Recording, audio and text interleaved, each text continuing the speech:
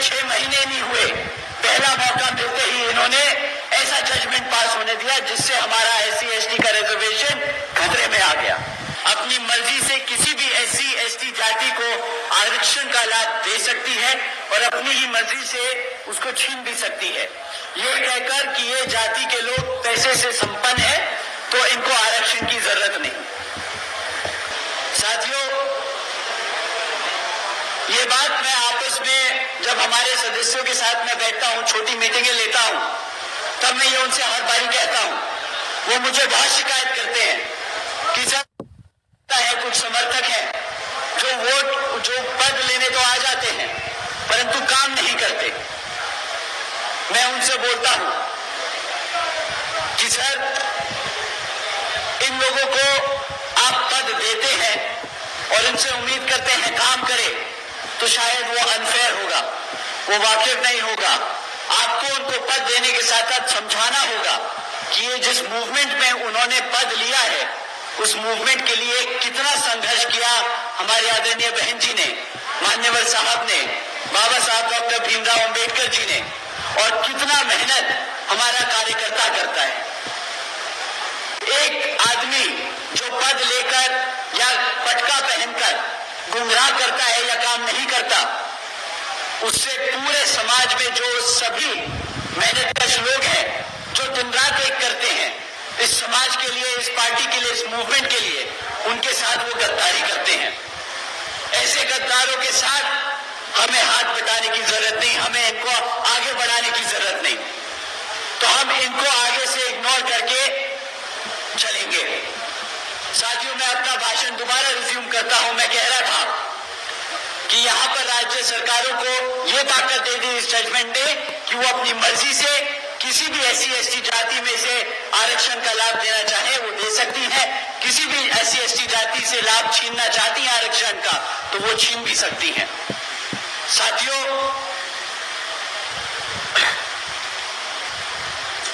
आप सभी जानते हैं आरक्षण की मूल भावना प्रतिनिधित्व की है, समाज को आगे बढ़ाने की है, लेकिन इसको बार बार गरीबी हटाओ योजना बनाने की कोशिश की जाती है कि कह के कि कोई जाति ज्यादा पैसे से संपन्न हो गई तो उसको आरक्षण की जरूरत नहीं। साथियों, भाजपा और कांग्रेस ने ये सोची समझी साजिश के तहत जजमेंट पास कराकर देश से आरक्षण खत्म करने के लिए ये पहला कदम उठाया है।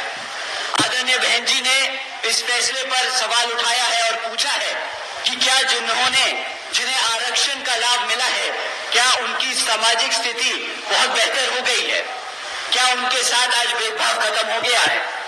मैं जानता हूं कि आज यहाँ मीटिंग में हमारे यहाँ से सब समाज से काफी बड़े बड़े लोग भी आए हैं, बड़े बिजनेसमैन भी हैं, काफी बड़े इंडस्ट्रियलिस्ट भी हैं, परंतु सच बात ये वो भी जानते हैं कि आज आप चाहे पैसे से कितने भी संपन्न हो जाए, परंतु जिसकी सोच आज भी आपको नीचा देखने की है, आपको आपकी जाति के आधार पर देखने की है, वो आपको अभी कभी भी पैसे से आप कितने भी संपन्न हो जाए, आपको कभी भी आपको अपना बराबर नहीं समझेगा।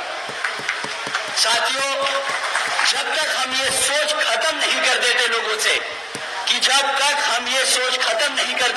से कि हर जाति बिरादरी, हर धर्म बराबर है, तब तक हमें आरक्षण की जरूरत है, तब तक हम ये लड़ाई लड़ते रहेंगे। साथियों, SC समाज को बांटने की ये पहली शुरुआत है, पहला कदम है SC समाज को बांटने के लिए। ये SC समाज की आजादी छीनने का शुरुआत की गई है, ये संविधान को बदलने की शुरुआत है। संविधान बचाने के नाम पर भाजपा और कांग्रेस मिलकर संविधान को बदलने का काम कर रहे हैं। आदरणीय बहन जी ने कहा है कि अगर यहाँ भाजपा के एनडीए और कांग्रेस की इंडी अलायंस वाली पार्टियां, जिसमें सपा, आम आदमी पार्टी जैसी पार्टियां शामिल हैं, ये लोग अगर हमारे SC ST समाज के आरक्षण के सच में विदेशी हैं, तो ये सब मिलकर पार्लियामेंट के जरिए रिजर्वेशन एक्ट को संविधान की 9वीं सूची में डालकर इसको हमेशा हमेशा के लिए सुरक्षित कर दें, ताकि रिजर्वेशन के साथ कोई भी छेड़खानी ना कर सके। साथियों, लेकिन ये बिल्कुल भी बहन जी की मांग है, और इतना ही नहीं बल्कि बहन जी ने ये भी मांग की है जिस तरीके से ये जजमेंट पास किया गया है, आगे ऐसे जजमेंट पास ना हो, तो बहन जी की ये भी मांग है कि जुडिशरी में भी रिजर्वेशन लागू होना चाहिए, ताकि भविष्य में भी इस तरह के जजमेंट जो हमारे रिजर्वेशन के साथ खिलवाड़ करे वो कभी भी पास ना हो पाए। साथियों, कांग्रेस पार्टी की ओर से उनके राष्ट्रीय अध्यक्ष श्री खड़गे जी ने प्रेस कॉन्फ्रेंस कर ये कहा था कि आरक्षण तो पंडित नेहरू जी और गांधी जी की देन है। पहली बात, राहुल गांधी जी कहां थे वोट मांगने के लिए? तो वो खुद संविधान की किताब दिखाकर वोट मांगते फिरे पूरे देश भर, परंतु जब संविधान के खिलाफ ऐसे जजमेंट पास हो रहे हैं तो वो पूरे मीडिया से गायब हो गए। किसी भी मंच पर आकर उन्होंने अपना स्टैंड क्लियर नहीं किया, जबकि गांधी जी का कुछ ही समय में पोल खुल गया। वो विदेश में जाकर बोलते हैं कि जब हमारा अच्छा समय आएगा तो हम संविधान से आरक्षण बिल्कुल खत्म कर देंगे। साथियों, बताइए, जो लोग कांग्रेस वाले लोग किताब लेकर घूम रहे थे कि हम संविधान बचाएंगे, हमारे एससी एसटी समाज को गुमराह करते फिर रहे थे कि हम आपके हकों के लिए लड़ेंगे, पहला मौका मिलते ही, सरकार को बने 6 महीने नहीं हुए, पहला मौका मिलते ही इन्होंने ऐसा जजमेंट पास होने दिया जिससे हमारा एससी एसटी का रिजर्वेशन खतरे में आ गया। और अब जब रिजर्वेशन खतरे में आ गया तो इनके असली रंग रूप सामने आने लगे हैं। कहने लगे कि हम तो संविधान से आरक्षण ही खत्म कर देंगे। यहाँ पे कितने हमारे एससी एसटी समाज के साथी लोग मौजूद हैं हॉल में? हाथ उठाकर आप लोग बताइए, आप ही बताइए मुझे कि आप लोगों को बोला नहीं था इन्होंने कि आपके हकों के लिए, आपके आरक्षण के लिए लड़ेंगे? बताइए साथियों, हाँ या ना? वही आदमी आज विदेश में जाकर आपके खिलाफ बोल रहा है। बताइए, धोखा किया कि नहीं किया? अब आप ही बताइए, क्या आप ऐसे धोखेबाज को सत्ता में आने देंगे? आने देंगे? उसको प्रदेश में घुसने देंगे? अगली बार वो कदम रखने की कोशिश करे आपके जिले में, खदेड़ के बाहर फेंक देना, बता देना विरोधी कौन है, गद्दार कौन है यहाँ पर।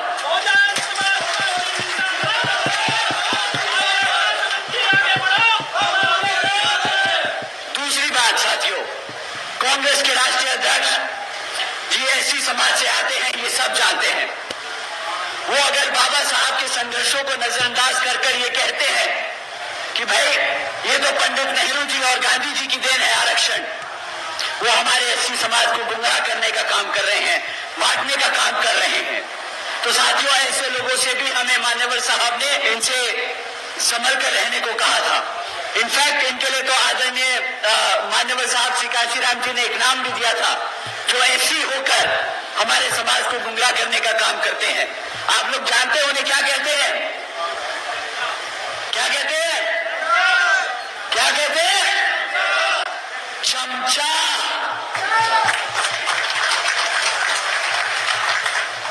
कांग्रेस के राष्ट्रीय अध्यक्ष एक एससी समाज से आकर अगर बाबा साहब के काम को, संघर्ष को नजरअंदाज करते हैं तो वो कांग्रेस के क्या हुए? साथियों, ऐसे लोगों के लिए आज मान्यवर साहब श्री काशीराम जी ने किताब भी लिखी थी, चमचा युग। आप लोगों से दरखास्त है कि वो किताब जरूर पढ़िएगा, ऐसे लोगों से सावधान रहिएगा।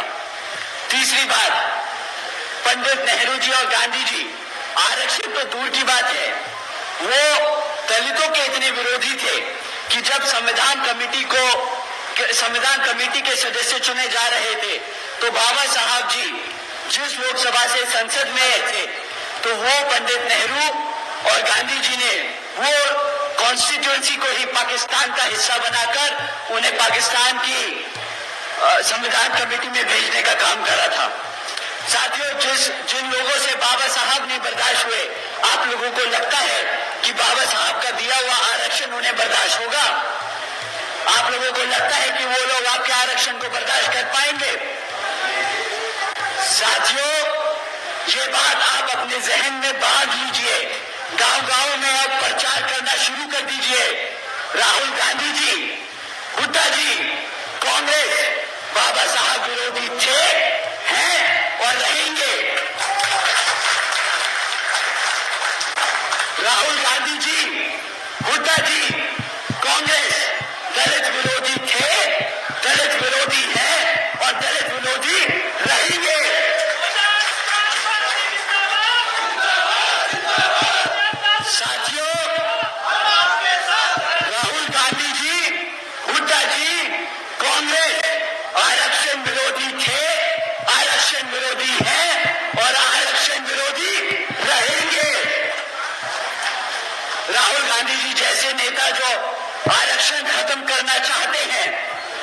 सब जानते हैं, आप सब जान लीजिए, संविधान हमारी पहचान और आरक्षण हमारी आजादी छीनने नहीं देंगे आपको, छीनने नहीं देंगे आपको।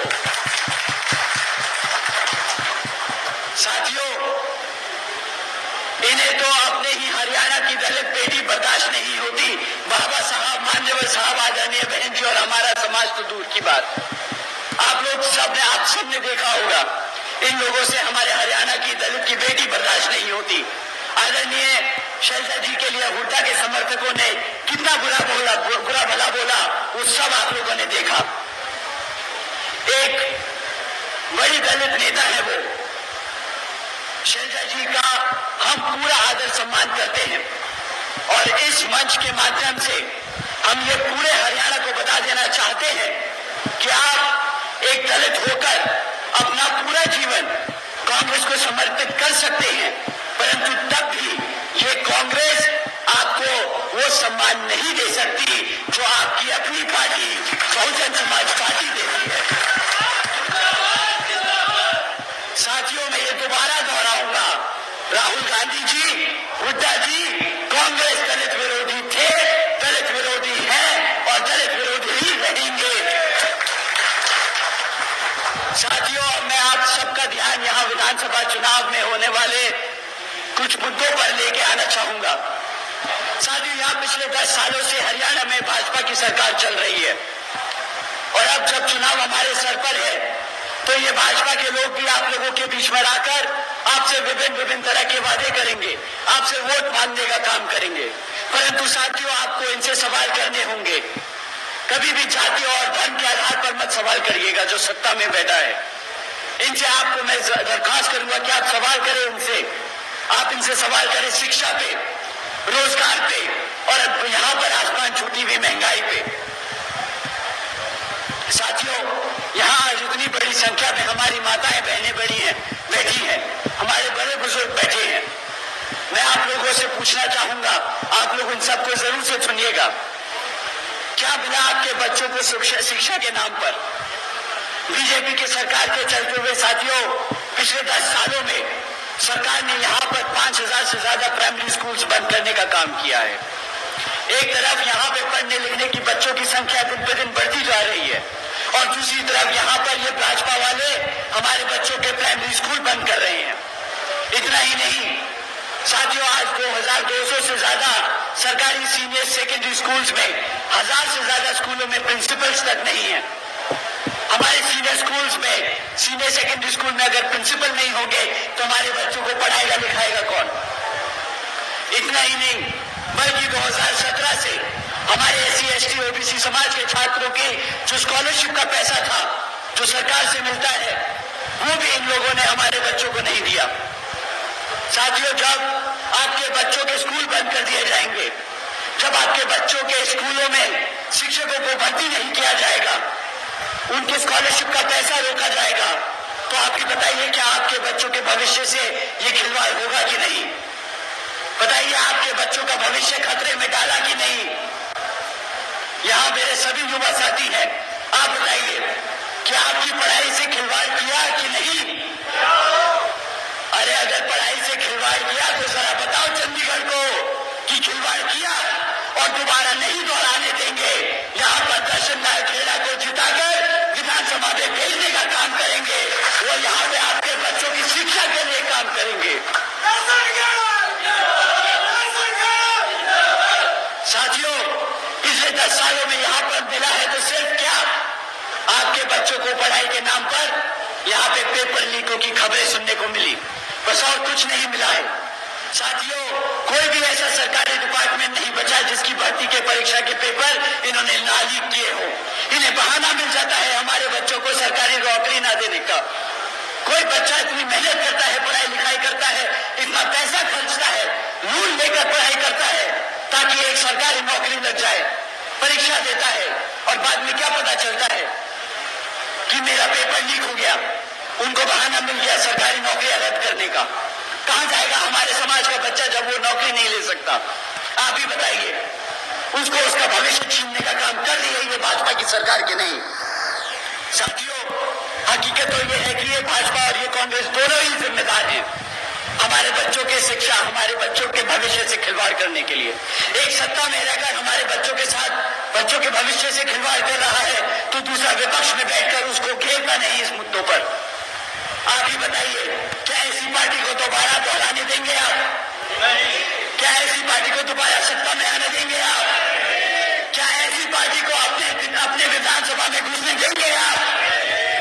साथियों, शिक्षा अगर अपनी सुरक्षित करनी है तो इन्हें लोग बसपा के गठबंधन को जिताना है, यहां पर अपने दर्शन लाल खेड़ा जी को जिताना है। साथियों, एक तरफ इन्होंने हमारे बच्चों के स्कूल बंद किए, प्राइमरी स्कूल्स में भर्ती नहीं करी, हमारे स्कॉलरशिप का पैसा रोका, और दूसरी तरफ आदरणीय बहन कुमारी मायावती जी की योजनाएं हैं। आप जानते होंगे, अगर आप नहीं जानते तो आप जाके अपने सभी बच्चों, अपने सभी साथियों को जरूर बताइएगा।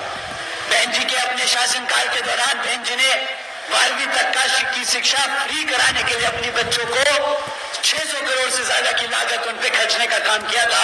7 लाख बच्चियों को 12वीं तक की शिक्षा आदरणीय बहन जी ने फ्री में देने का काम किया पूरे प्रदेश में। यही नहीं, आदरणीय बहन जी ने 6 इंजीनियरिंग कॉलेजेस बनाए, 2 होम्योपैथिक कॉलेजेस बनाए, 24 पॉलिटेक्निक कॉलेजेस बनाए, 2 पैरामेडिकल कॉलेजेस बनाए, 6 यूनिवर्सिटीज बनाई, 200 से अधिक इंटर डिग्री कॉलेजेस बनाए, 100 से अधिक ITI, 550 से ज्यादा हाई स्कूल और 5,500 से ज्यादा प्राइमरी स्कूल्स बनाने का काम किया। मेरे को आपको इनकी गिनती गिनवाते गला सूख गया।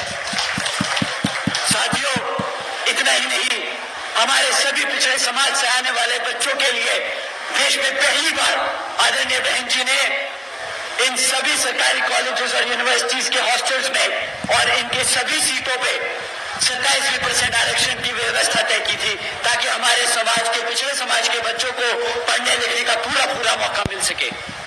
साथियों, यही नीतियां हैं जिसके आधार पर चलकर यहाँ पर बसपा इनेलो की सरकार आपके बच्चों के लिए यहाँ पर स्कूल्स, यूनिवर्सिटीज, कॉलेजेस, स्कॉलरशिप्स और आपके बच्चों के लिए एक उज्जवल भविष्य देने का काम करेगी, जिसके लिए आपको अब अपनी कमर कस लेनी है और गांव-गांव और गली-गली में घूमकर अपने यहाँ प्रत्याशी श्री दर्शन लाल खेड़ा जी का प्रचार कर उन्हें विधानसभा जिताने का काम कर रहे हैं। अब मैं आप लोगों से, अपने युवा साथियों से रोजगार के नाम पर आपसे मैं बात करना चाहूंगा। आपको सवाल उठाना है कि रोजगार के नाम पर हमारे युवा साथियों को क्या मिला। हमारी माताएं बैठी हैं, हमारी बहनें हैं, हमारे बड़े बुजुर्ग हैं। आपके सबके घर में कम से कम एक युवा होगा जो बेरोजगार घूम रहा है, बेचारा पढ़ाई लिखाई करता है। आपने अपनी मेहनत से इतना कमा के लोन लेना के उस बच्चे को पढ़ाया, किस लिए? कि वो रोज किसी दिन नौकरी करेगा तो हमारा भी समाज में सर गर्व से, फख्र से ऊपर होगा कि मेरा बच्चा भी खुद कमाता है, अपने घर में मेरी माता, मेरी बहन के लिए मैं अपने पिताजी का नाम रोशन करता है। परंतु हकीकत यह है कि पिछले 10 सालों में साथियों 40% युवा आज बेरोजगार घूम रहा। पिछले 10 साल में यहाँ पर 2 लाख से ज्यादा सरकारी पद खाली छोड़ दिए गए। आप जानते हैं क्यों? यहाँ पर सरकार अगर चाह के भी 2 लाख सरकारी खाली पद हैं तो वो नहीं भरती। हमारे 40% युवा बेरोजगार घूम रहे हैं, उन्हें 2 लाख नौकरियां देना चुटकी का काम है, परंतु वो नौकरी नहीं देती, क्योंकि अगर इन्होंने 2 लाख पद भर दिए तो इन्हें उन 2 लाख पदों पे, सरकारी पदों पे आरक्षण भी देना पड़ेगा। हमारा पिछड़े समाज से साथियों को रोजगार देना पड़ेगा, हमारे मुसलमान समाज को उन्हें रोजगार देना पड़ेगा, हमारे विभिन्न माइनॉरिटीज ग्रुप को उनको भी रोजगार देना पड़ेगा। परंतु ये लोग वो 2 लाख पद नहीं भरेंगे। साथियों, इतना ही नहीं, हमारे यहाँ पे क्लरिकल वर्कर्स वो अपनी बेसिक पे 35,000 रुपए करने की मांग कर रहे हैं पिछले 10 सालों से। आज तक उनकी मांग को सुना तो दूर, उन्हें तो बिल्कुल इंटरटेन ही नहीं करते, ऊपर से धमकाते हैं कि अगर तुमने यहाँ पे आंदोलन किया तो तुम्हें बर्खास्त कर दिया जाएगा सरकारी नौकरियों से। अब आप ही बताइए कि अगर जो लोग रोजगार उन्हें रोजगार देना नहीं चाहते। जो लोग अपना रोजगार में हैं, जो टेम्परेरी वर्कर्स बना रखे इन्होंने, आप लोग तो जानते होंगे कि यहाँ पर कुल मिलाकर 2000 से ज्यादा लेक्चरर्स परमानेंट होने की मांग भी कर रहे हैं। 40% युवा बेरोजगार घूम रहा है। 2 लाख सरकारी पद खाली पड़े हैं। ये सरकार क्या कर रही है उसके बदले? कौशल विकास निगम जैसी योजनाएं चला रही है। जो पक्की नौकरियां हैं उनको भी कच्ची नौकरियां बनाकर यहाँ पर हमारे समाज के लोगों का आरक्षण वो भी खत्म करने की पूरी तैयारी में बैठी है। साथियों, एक तरफ भाजपा की सरकार है जो रोजगार के नाम पर ऐसा मजाक करती है, दूसरी तरफ हमारे आदरणीय बहन कुमारी मायावती जी की योजनाएं हैं जिसके तहत चलकर बहन जी ने 4 साल के अपने शासनकाल में 90,000 से अधिक शिक्षकों को रोजगार दिया, 1 लाख से अधिक सफाई कर्मचारियों को रोजगार दिया था, 2 लाख से अधिक से ज्यादा पुलिस फोर्स में भर्ती करी थी। और हमारे यहाँ पर शहरी सारी अपर कास्ट समाज के साथी लोग बैठे हैं, पंजाब कम्युनिटी से हैं, बनिया कम्युनिटी से हैं। आप सबको जानकर है नारियों की साथियों कि आदरणीय बहन जी ने 30 लाख से अधिक हमारे अपर कास्ट समाज के कमजोर लोगों के विभिन्न साथियों को सरकारी नौकरी देने का काम किया था। 30 लाख से ज्यादा नौकरियां हमारे अपर कास्ट समाज के भाइयों बहनों को मिली।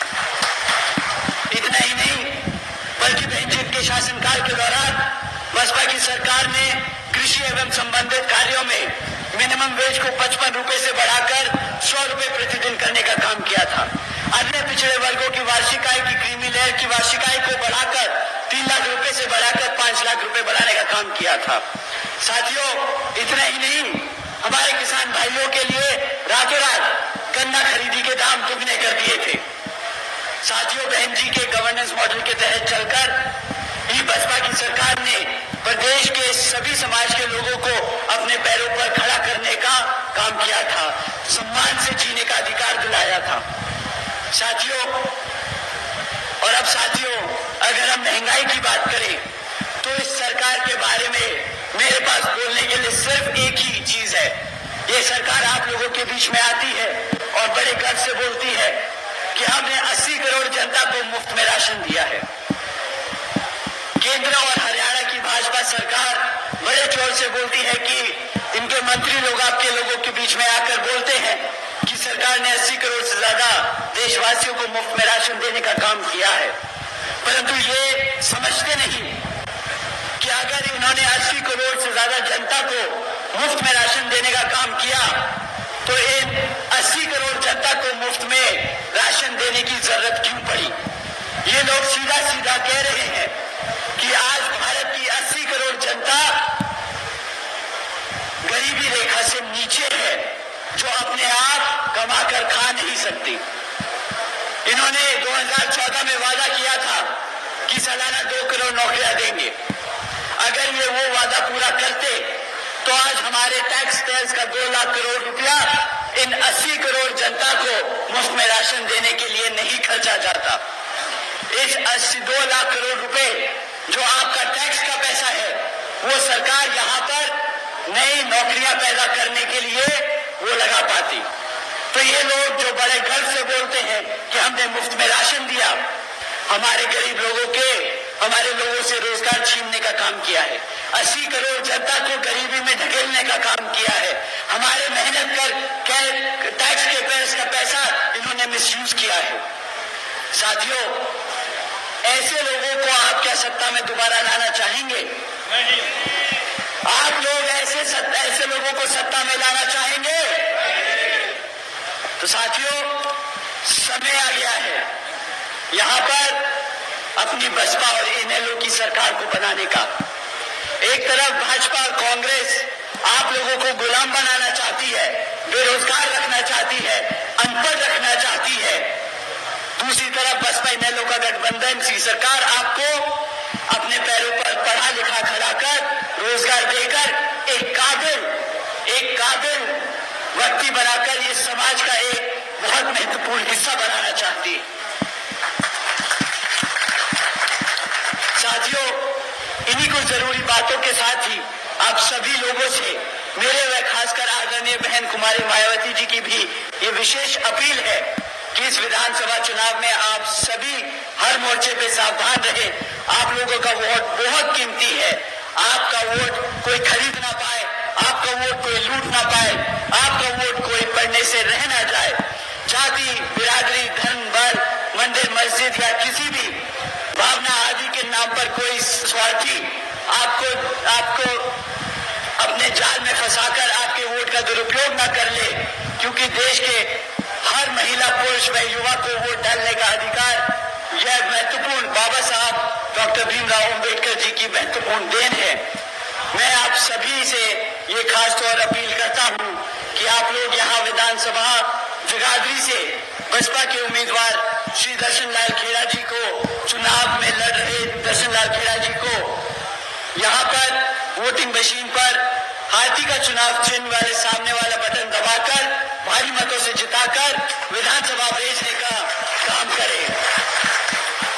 साथियों, कमर कसने का समय आ गया है। साथियों, सत्ता छीनने का समय आ गया है। साथियों, आपका शासक बनने का समय आ गया है। जय भीम।